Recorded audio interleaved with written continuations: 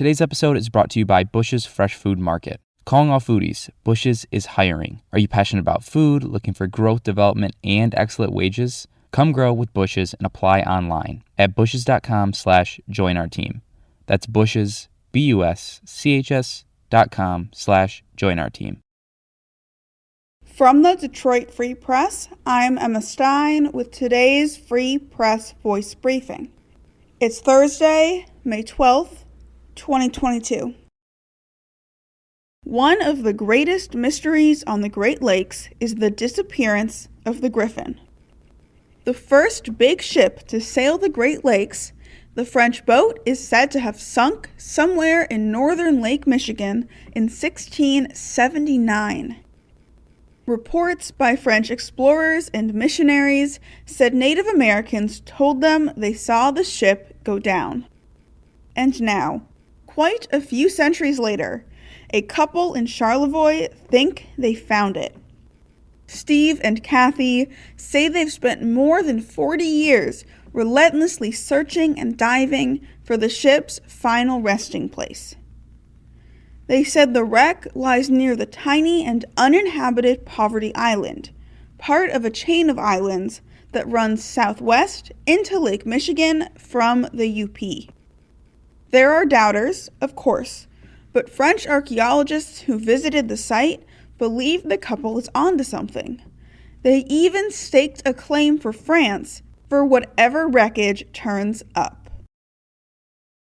I'm Susan Tompor, and I'm a columnist at the Detroit Free Press.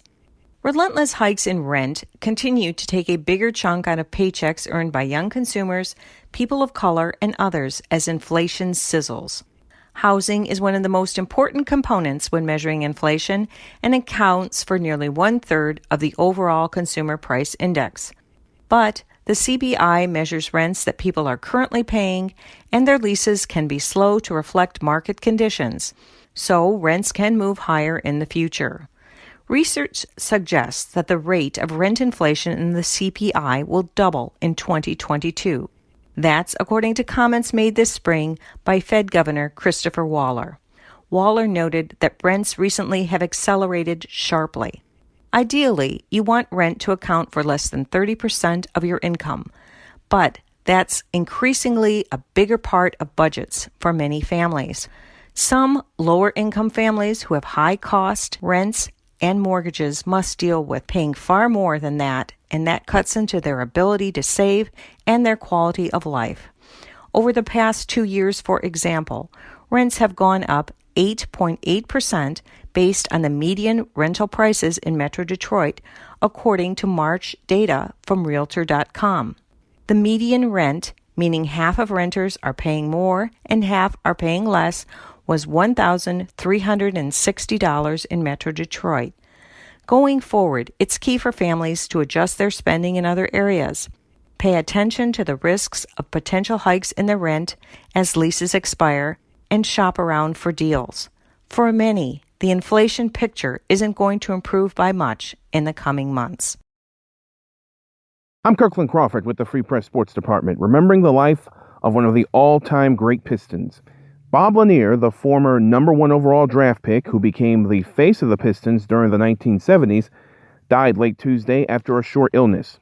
The Big Dauber averaged nearly 23 points and 12 rebounds for almost 700 games in a Pistons uniform and was third in the NBA MVP voting in 1974.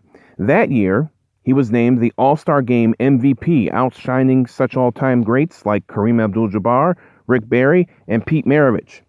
Lanier was traded to Milwaukee during one of the lowest points in franchise history. A year later, the team drafted Isaiah Thomas. After Lanier's Hall of Fame playing career, he became the official global ambassador for the NBA for 3 decades, helping grow the game in almost every corner of the world. Bob Lanier, one of the most beloved and best Pistons ever, was 73. For more stories from the Detroit Free Press, be sure to check out freep.com. That's FREEP.com. I'll see you tomorrow.